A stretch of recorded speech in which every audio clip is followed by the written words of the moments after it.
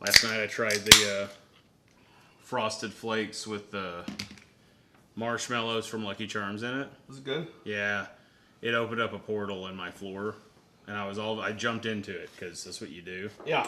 I was swimming in an ocean of unicorns, and everything was decorated by Lisa Frank, and Aqua was playing. Yeah. It's the most interesting thing that happened to me all day yesterday. No, it was good. Mm-hmm.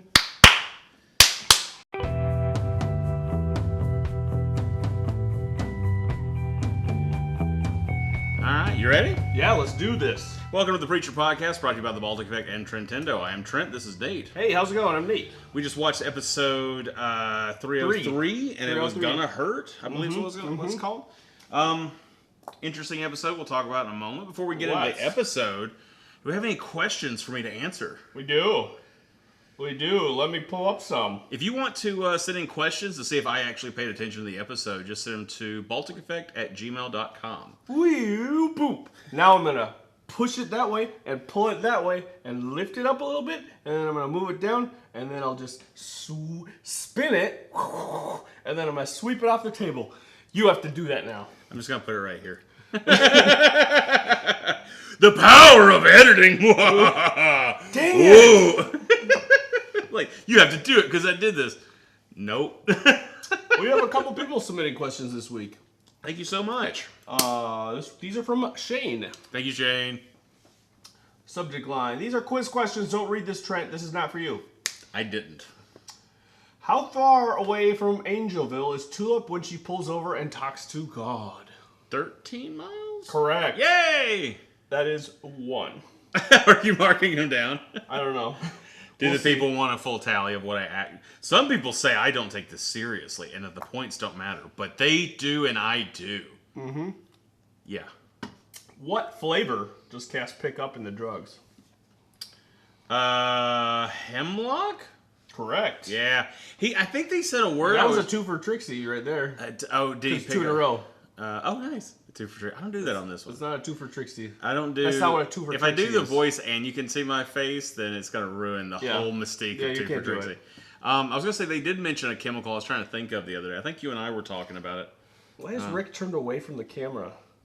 I actually don't know. We got Rick, Jesse.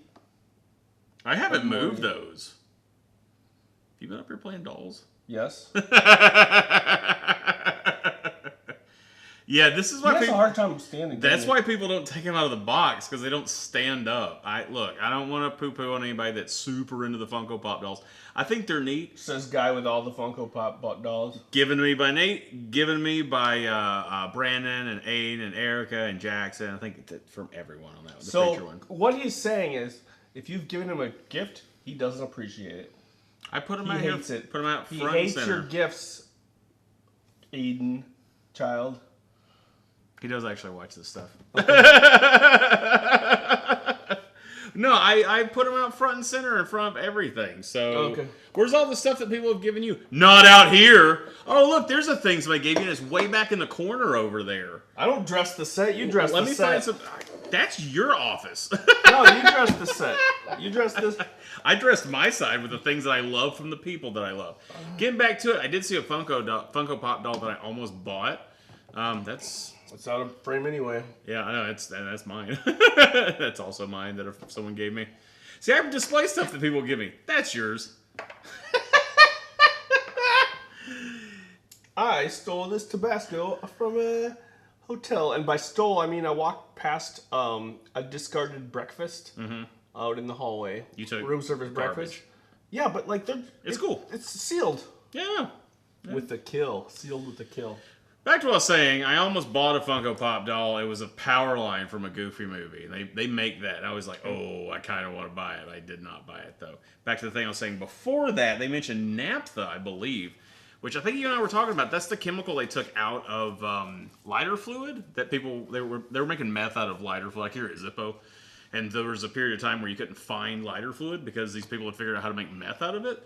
And so the people that make, all the different companies that make lighter fluid just realized they could do it without that chemical. And then they released it again. And it has like a big thing that says, now not containing naphtha. Okay. I think it's nice because that stuff would give me like a rash on my skin sometimes. Yeah. Yeah. It like eats into plastic. It's some weird shit. Next question. North American Free Trade Agreement. That's what he's talking about. What he's talking about NAFTA. Okay. What Cass's chess piece is a blank, not a blank, but a blank. It's a finch, but people think that it's it's longer than finch. It's like a 2 or 3 syllable word. I can't remember. So you say it's not it's not. It is a finch. They think it's I can't think of the other The one. correct answer is it is not a finch. Oh. It's actually a magpie. So that was a 2 for Trixie. That cancels out the 2 you already had. Cool. I'm just making this up. What pamphlet does Jesse have at the meeting he attends? Glue and you. There it is. Got 1 point back. That's 1 point. Ding! It goes up. What other meeting does Jody want to go to next? And where is it located? 2 for Trixie. Gambling Anonymous, and it's across the street from a casino. Gamblers Anonymous, right by the Riverboat Casino. That is 2 for Trixie. Yay! I'm back up to 3. Yeah. Yeah, eat it. Here's some questions from Bricktails. He sent Thanks, 2 Bricktails. emails full of questions. Holy, really? Mm-hmm. Oh, jeez. If you don't know why we do this, all of our other podcasts we normally host with at least 3 people, and so we usually do the Nate Bjork Podcast Pod Quiz. And so then we started doing this just as a 2-person podcast, and we were like, well, I think people sent questions, or you just started asking questions. And then people sent them. Yeah, so we just kept doing it. So Yeah.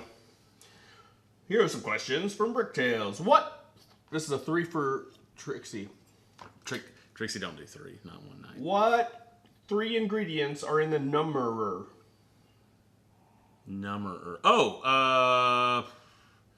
Hemlock, naphtha. Did you not say that one? I don't remember the other ones. Pork bile, lapithum, and hemlock. Maybe lapithum is what I thought you said naphtha. So I'm taking away 2. Cool.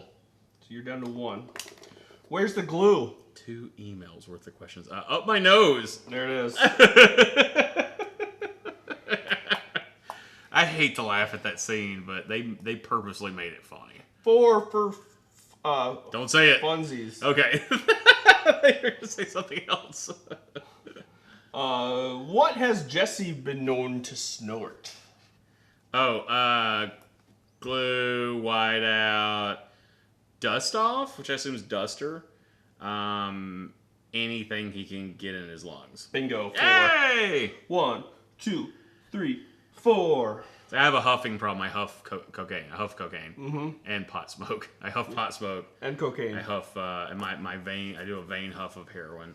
Yeah. And I huff meth smoke and crack smoke. Yeah. But that's it. Same. I don't do anything gross like glue. Yeah.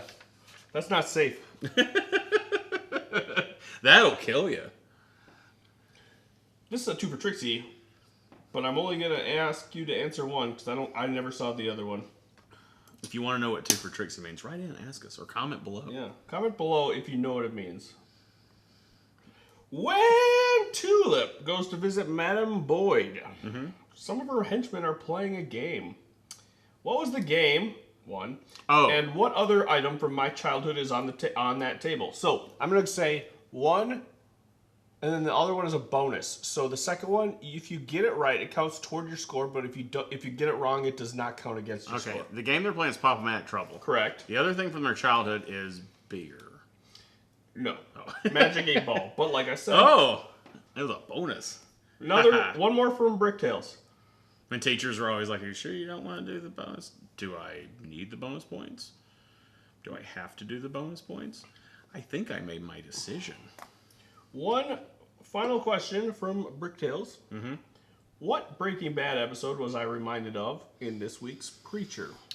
Is it okay if I can describe the episode? Yes. I want to say it was the penultimate episode of... I was reminded a little bit of the penultimate episode of the first season where he goes in and he, like, blows up the place with the fulminated mercury. Just because of, like, going in where all the members are and everything. I think that was the next last episode of the first season. I could be wrong on that.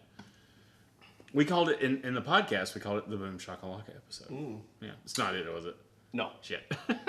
It was Kafkaesque was the name of the episode. Kafkaesque. And the episode was when Skinny Pete and Badger attended Narcotics Anonymous meeting so they could sell meth. Boy, I remember.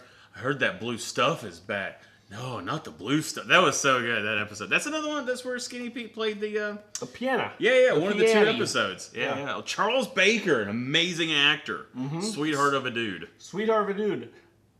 So pianist. Yeah, great pianist. Yeah. So pianist. Oh, okay. He knows one song. He's really good at it. Yeah. That was pretty great. Yeah, but it's one song. I mean, other people are also great at it that know more songs. Fine, everyone's great. I mean, I can give you a layer. Trent wins the Popcast pod quiz with 7 points. Ooh, that's pretty high. It could have been 40-something because there was a bunch of questions. Thank you so much for sending the questions. These are fantastic. I love it. It makes me think. It makes me watch the episode a little harder because to set up all this, I usually do it when I'm like halfway through my rewatch. So that's about the best comprehension I can do. I think I do well, but I do okay. This episode, what'd you think about it? You know what? I don't know SWAT. You tell me SWAT. I'll tell you SWAT.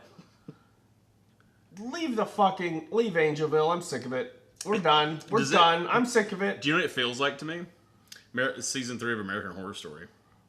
Which one was that? I think it's season 3, Coven. Oh, okay. It feels like that. Like, it's like, what shenanigans can we get up to in the house this week? Yeah. And like, the whole setup of the tombs was supposed to be this big thing. I thought it was going to be some, like, big magic. Some underground sinner fight club. Yeah, it's a fight club. Yeah, it's like a bum fight club. And yeah. All right, that's interesting. Now we got to get our way out of this. Everything is to get out of this. I want us to get out of this. Yeah, let's get out of this. Like, Jesse's stuck. Tulip and Cassidy should go and have adventures. Yeah, she's staying because of him, and then Cassie's staying because of her. I hate everyone in this show except Tulip. Tulip's fantastic. Yeah. I like the show, but all the people in it are assholes, including the character of God. Is a fucking asshole. You made sure to include the character of God. God is a fucking asshole, and I wanted to emphasize that I'm talking about the character in this show. The fictional rendering in a show that could be labeled as, what's the word when it's anti-religious? Yeah. I can't think of it. Doesn't Sacrilegious? Matter. Sacrilegious, that's it. Doesn't start with A at all. Yeah. So basically in this episode, there's 2 happenings the way I see it. There's what's happening with Cassidy, and there's what's happening with Tulip. Mm-hmm. I know that Jesse had his thing going on, but Jesse's thing kind of bled over into Cassidy. I mean, we have TC crossing over between the 2 as well. It kind of bridges the gap. But I don't know. I found that like Tulip stuff was a little more interesting. We're getting into seeing what the Boyds are up to. She saw TC's dingle. I did not think it was going to be his actual penis. No, me neither. I thought it was going to be like a pet, like a rabbit. Yeah, and he's like, that's my dangle. And then she's like, cool. Yeah. I also really like that she just... Yeah, that was bad comedy writing. I really like that she decided it was a smoke a cigarette moment. Because she's sitting there. She's got her eyes closed, and he tells her ready, and then she exhales like cigarette smoke as she's talking about his penis. I just picture the setup to that scene as he's like, all right, sit there. Yeah. Close your eyes. She's like, hang on a minute. And she like lights up a cigarette. She's like, okay. And then he gets undressed, shows it off, and then she's just like, okay. Like that's a cigarette moment. It just felt like this was a moment to light up. That was good. I found that tiny little thing funny. So we're finding out about this blood compact that Jesse has with his grandma, and that's the thing that kind of aggravates me a little bit is that we don't really know like what he has to do to work that off. Is it just open ended with his grandma? Is it just he just has to stay there forever? I think he owes her so many souls. So okay, because she said you owe me a bunch of souls, and so I think that's what it is. I just don't like when contracts are entered into without actual numbers. Sure, I think that like you know how you get bugged. I think it does. He knows it. I think it does have actual numbers. He knows it. But he didn't, so they don't have to say it out loud. We don't know it. Yeah, I know. It's like your thing with like when Magic has like we're not just there are rules with certain things, and then all of a sudden we're going against them. When someone's like we have some kind of a vocal or written or blood contract or something, I like to know like what's our stats. Well, it's in everyone's best interest to have specific how the contract is satisfied. Yeah, because you got to be like, wait, you thought it was this many So souls? there's a definite number. Okay. There's a definite number because Jesse could be like, I brought you 1 soul, and that's a lot of soul. Yeah, 1 soul is a lot. Yeah. Like, how much does she need? Yeah, so, like, there's a specific number. Yeah. So I want this, and I think a part of the reason that they're not actually talking about the specifics is that I mean, they're not intending to fulfill this. I think the idea is that eventually Grandma is going to be killed. So that's the only way that they're getting out of this. Is I feel like where we're headed. Unless she just lifts it for some weird arbitrary reason. Or he gets the voice back and tells her to lift the contract. Yeah. That could be it. So that's what's going on there. Tulip trying to help out with it. They had a sweet moment together. It's one of the first sweet moments they had in a while, and then it was interrupted by Jody opening the door just burping. Yeah. Which was my favorite thing in the episode. Yeah. Absolutely great acting on that part. I thought that was there's a lot of little funny things, but the big comedy stuff wasn't paying off for me in this one. Yeah. And then we got Cassidy trying to hide that he's so he gets a love potion too. That's kind of a big thing. Yeah. Did he do it? He sprayed it out somewhere. Mm-hmm. But did he actually... He hasn't used it. So now that chair that he sprayed it on loves him. All about him. Yeah. That's his new chair. Yeah. So we're going to have to get to resolve that. We're going to have to get him out of the tomb. Do you think... And the thing is, she never explicitly said, okay, here's a love potion. She said... And then he walked out with the thing. So it could be something else. We put it two and two together, I think. Yeah, she could have, this could be a switcheroony. Yeah. Or maybe he's got something else Or maybe in she mind. talked to him about something else. Maybe, because we never heard the end of that conversation. Because at first she was like, no, I'm not doing it. Mm-hmm. And he's like, come on, mate. Because he might not necessarily be doing something just to hook up with Tulip again. Mm-hmm. He might have a way of getting them out of there so that he can be with Tulip in that regard. Like thinking maybe that's how he gets what he wants. Okay. So he could have a whole other plan and not letting anybody know about it. I don't know. Maybe I'm giving a little too much credit to the writers or something, but that's a possibility. Outside of that, it is what it looks like, you know. But that's what's going on that side of things. And so now, and I got a question because I actually, there was somebody else that asked this question too. The guy that's in the basement, that is supposed to be that guy that was going to be vice science teacher. Mm-hmm. That is the same guy, right? Mm-hmm. Okay. Because he, like, at first when I saw the last episode, I was like, oh no, that's the guy. It is. And in this episode, he says, well, but then I saw him in this episode and it didn't look quite so. Well, it's years later. Yeah. When he's been in the basement. And so that's another thing too. How's this guy staying alive down there? Presumably, they're bringing him consomme. You have a prisoner, you feed him. Yeah, that part where Cassidy, where TC asks Cassidy, he's like, "You want some swamp consomme?" He's like, "Oh, I know what's in it. I shouldn't have any, but yes, I'll have some." That was really good. That was funny. The moments, Cassidy in the bed had lots of good moments, and he was doing that thing you were talking about last week, where people, they tell these big grandiose stories of things they've done. He was he was doing that again about all the times that he's almost died. Yeah. And that started getting TC's wheels a turning, and thinking about the scars and stuff. I thought it was going to turn into an odd sexual moment. I did too, because Cassie was real touchy. It was not Cassie, but TC was real touchy. It was a little sexual. It was a little sexual. He mentioned the numbing thing lowers inhibitions. Yeah, it was sexual. It felt like the song "The Passenger" by Maynard Keenan and that Che guy from Deftones. I think it's just Deftones and Maynard Keenan. Anyway, it was getting oddly like that song in there. Very warm. I don't know that song. Talks about the windows steaming up and the air is very curious. Yeah, it's a good song. So that was link to that song right here. I'm not doing it. The windows are getting steamy and the air is curious. It's pretty close. If you cross my woman, you know that I'll be furious. It's not about woman. It's not about the love of a woman. That's what you think, but this is the subtext of the song. Oh, the subtext of This the song. is the that has, real words. What you know is just wrong. not that I don't. I just off the dome, you guys. Whoa. Not that I don't want to hear more. Oh my of that goodness. Song. Oh my goodness. But the song that was playing when God was riding up on the motorcycle, is that the same jazz song that he was like all in love with? No, this was a stupid one. Oh, really? Yeah. I didn't know. Oh, like a good one. Well, like it was. You could follow it.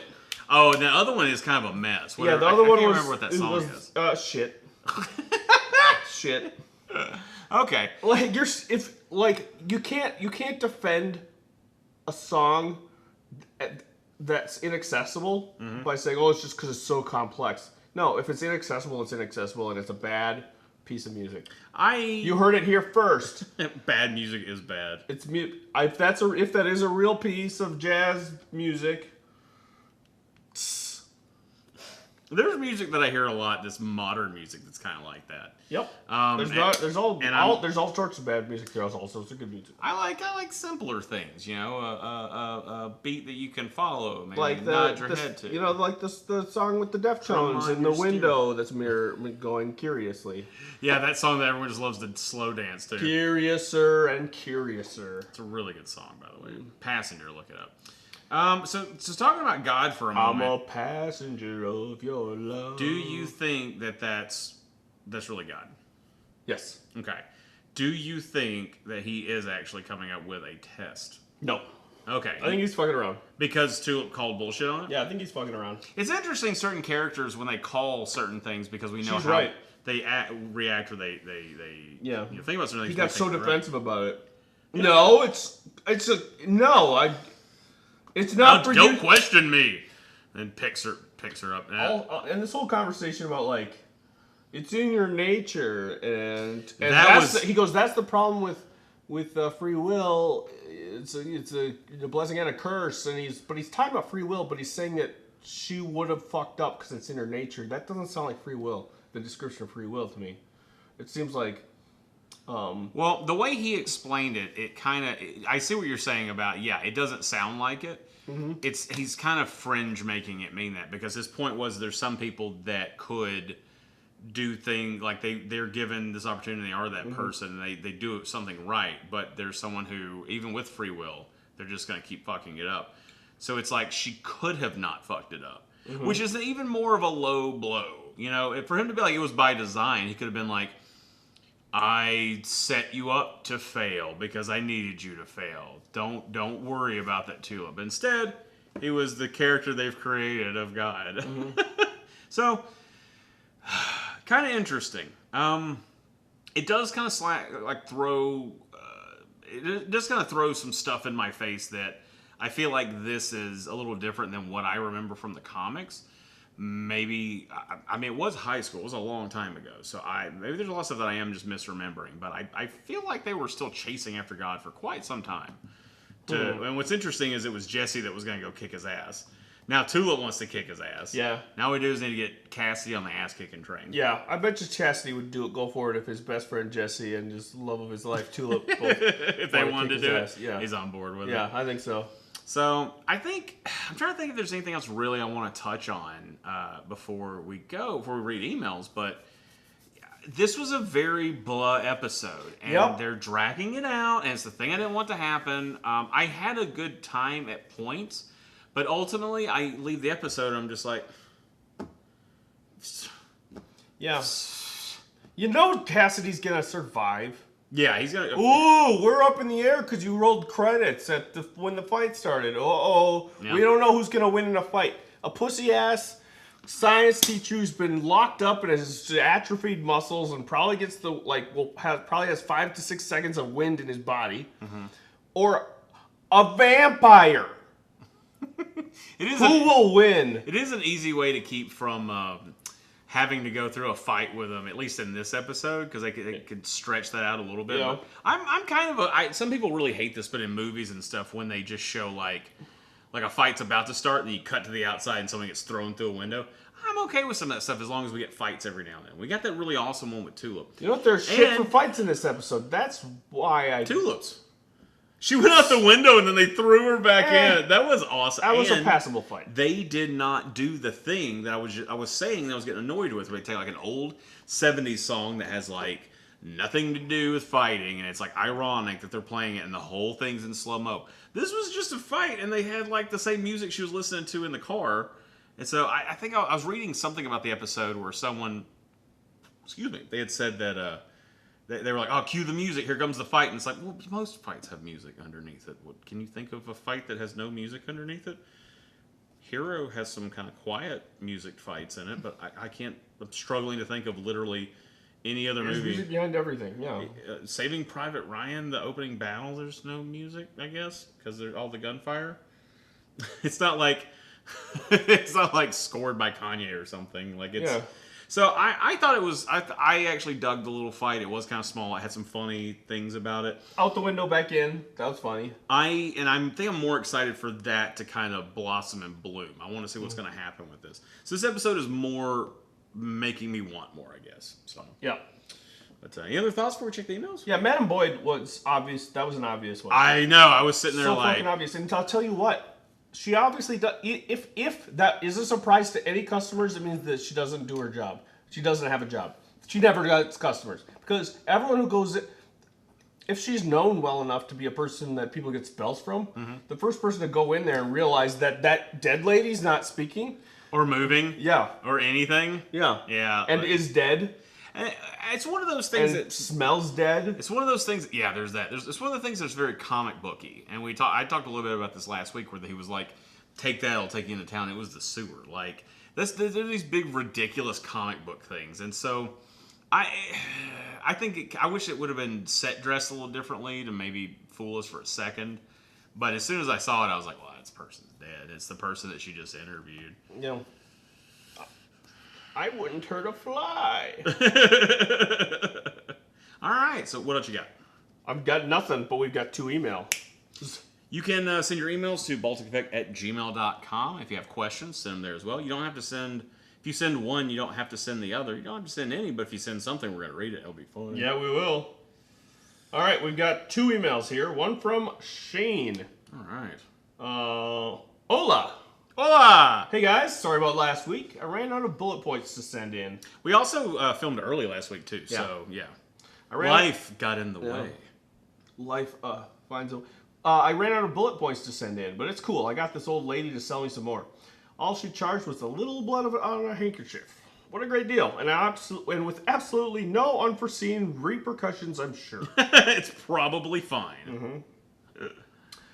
I kind of feel, okay, so these are some bullet points. I kind of feel bad for TC. He wants to be friends with Cass, and Cass turns out to be a vampire. He wants Tulip to see his dingle, and she uses him for information.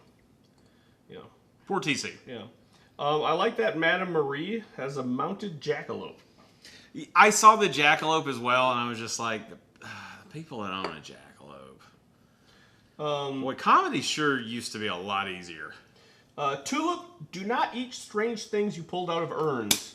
Right? What was it even? They're probably cursed even more than regular licorice. Oh, it's supposed to be licorice? I guess. Oh, okay. Even more than regular. I ate licorice! Now, oh no, I'm cursed! Yeah, licorice sucks. Every time. Yeah.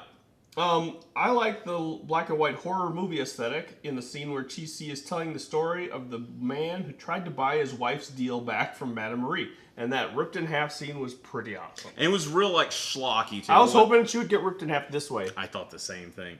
And it was kind of like a real self-indulgent kind of horror movie. A little different than, not just the black and white, but the aesthetic of how it was shot was a little different than the show. I appreciate that kind of stuff, too. I like that. It's fun. It's good storytelling. Cass has been alive for centuries and yet somehow has never seen any movie ever. At least that's what I can figure by him being dumb enough to ask a swamp witch for a love potion. These things never work out. Anything from a swamp witch never works out. That's the point of the story of the swamp witch, is be careful what you wish for. It's Aladdin. That's the same thing. That's all a swamp witch is Aladdin, or the genie. You know what I'm saying? The story of Aladdin. I held my nose, I closed my eyes. I took a drink. That's from Love Potion number 9. Never seen that. It's a Moo Book song. Moo Book song. It's a Moo Book song. A Moo Book song. Sounds like something from You know Wisconsin. that song. Probably. But there's a movie called that. Oh. Yeah, I'm 99% sure. Well, I'll play it for you later. 96% sure. I'm now doubting myself the more I'm saying stuff out loud. Well, I mean, it's not unheard of for a easy for me to say, as my dad would say. Easy for you to say. Dad, shut up.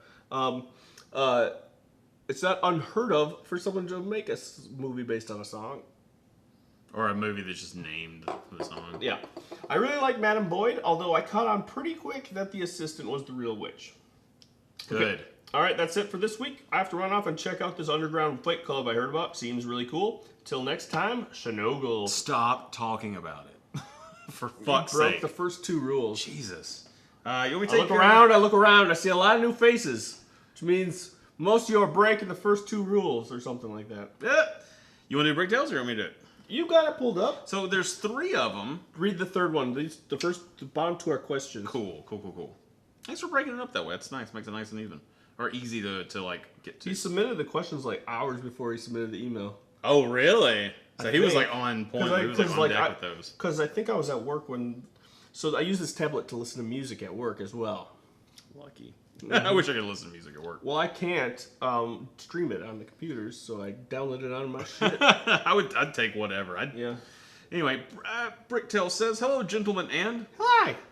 about your dingle. I changed my mind. What? I took a shower today. Okay." He says, "I was just kind of an okay. It was just kind of an okay episode for me this week. It seemed like they spent a lot of time just setting things up, mostly Tulip going to the other voodoo madame, which was largely a tease of what will happen next, and getting Cassie to the point of joining Fight Club. It is his first night, so he has to fight. Mm-hmm. We also got a continuing tease of the inevitable fight between Jesse and Jody. No, he's like, not. What did he say? He goes, one of these days, and he's like, not today. Yeah. I love saying not today. That last bit was cool, especially the introduction by Jesse, the circus ringmaster. But again, it turned out to be a tease. I understand that it is sometimes good to leave things to the imagination, but this show is somewhat built on fight scenes, so I'll be annoyed if next week we go straight to the aftermath of the fight we ended on this week. That's a great point. It's supposed to be built on the spiritual stuff, but it is kind of more built on the fights. So maybe, that's why we're disappointed a little bit. So, and are we ever going to see Eugene Hilter and the Saint of Killers again? What in the hell is going on? Oops, what is going on in hell? Oh, we forgot to mention that. Keep calm and grind her on, Bricktails. Thank you, Bricktails. Yeah, the phone. We were watching the episode, and she goes to the telephone, and Nate goes. And I go, "This is the devil." And then she picks it up and goes, "What do you want?" It was just like, whoa! I knew it'd be so... It was perfect. Yeah, so it's the phone straight to hell. It's got to be that attendant that's in hell. Yeah. So, anyway, I have watched episodes of shows I've podcasted about and liked less than this episode. Having said that, though, I shouldn't have to say that about a show that I'm really looking forward to. So, they got to pick it up. Pick it up. You guys have to pick this up. Make like a ska song and pick it up. Things like this kind of a show will just go away if you keep doing stuff like this. You know, The Walking Dead came out, and it was like huge when it came out. It was just a juggernaut. It was the juggernaut, bitch. Mm-hmm. And so it could screw around for long periods of time and still keep people. It could afford to fuck around. This show needs to not fuck around. Mm-hmm. So let's get to it. We're going into the 4th episode. So it is the 4th one, right? Yes, 4th episode.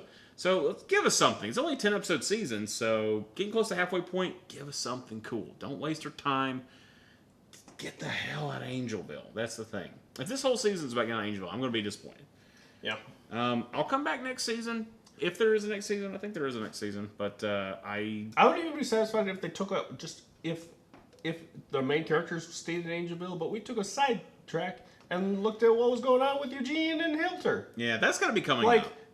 Take an episode apart, and then we can come back and be like, "Oh boy, let's see what's up with the Boyds now." You know? Yeah. Hopefully that's next week. Hopefully that's what we got coming on. But anyway, until next time, thank you for watching. If you're listening to this just audio version of it, go to YouTube, just search for Trentendo. You can find the video component. If you're watching it, want to listen, go to iTunes, search for Baltic Effect, Preacher Podcast. You can find us. We're there. If you want a hat like ours, go to Solid Good Coastal Apparel. It's all good apparel. Solid Good, whatever. Just look it up. Google it. Do whatever. Yeah. Who gives a shit? Until next week, Nate is nice. Trent, you're nice. Stella's a pretty kitty, and we love you.